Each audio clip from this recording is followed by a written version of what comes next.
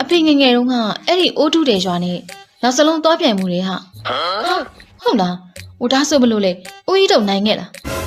ဟာငါတို့လိုလောက်စလုံးကိုအပြောလောက်ပဲပြစ်ဘူးတဲ့သူက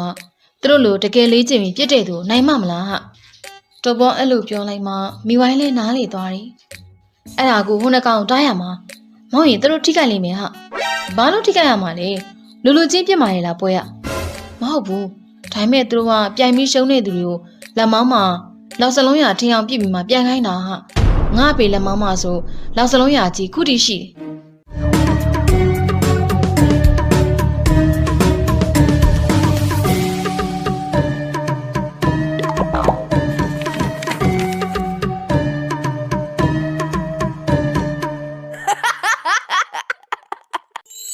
မိဝိုင်းတယောက်အိမ်ရောက်တက်မှမှန်ကြည့်ရင်လည်းကောင်းပြီးနေ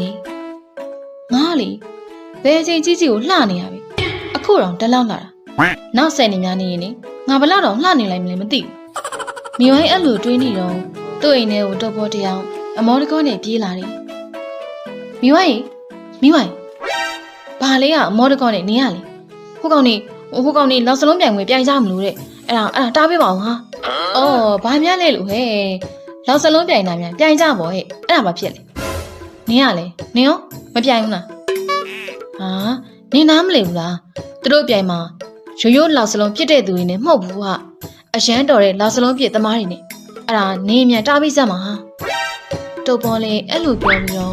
မိဝိုင်းကိုအတင်းဆွဲခေါ်တော့တယ်ဟဲ့နင်အောင်လေငါ့ကိုကြိုးကြောင်ပြောပြအောင်လေတွိုင်းနဲ့ပြောပြမင်းကအလျင်လိုနေပြီဒါနဲ့မိဝိုင်းလေတုတ်ပေါ်နဲ့အတူအိမ်ထဲကနေကမန်းကနေထွက်လာတယ်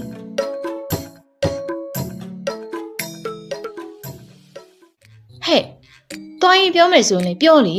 ဘယ်ရဘလို့ဖြစ်ပြီးတော့ပြိုင်ကြရလေဟာအေးငါပြောပြမယ်ဒီနေ့မနက်ငါတို့3ယောက်အတူတူရှိနေတော့ဒါနဲ့တုတ်ပေါ်လေဖြစ်ချောင်းကုန်စီကိုပြောပြတော့တယ်အောင်မန်းရွာရဲ့တာယာတဲ့မနက်ခင်းလေးမှာတော့ဖိုးတူငပိန်နဲ့တုတ်ပေါ်တို့တငယ်ချင်း3ယောက်စုံမိနေကြတယ်မနေ့က1ဘတ်စကားကြီးကကောင်းချက်ကွာငါတို့လေ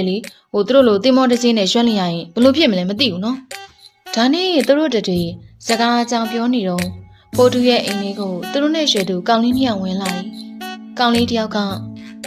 ဖိုးတူအိမ်ကဒီအိမ်လိုက်ဟုတ်တယ်ငါဖိုးတူပဲဖိုးတူအဲ့လိုပြောလိုက်တော့အဲ့ဒီကောင်းလေးက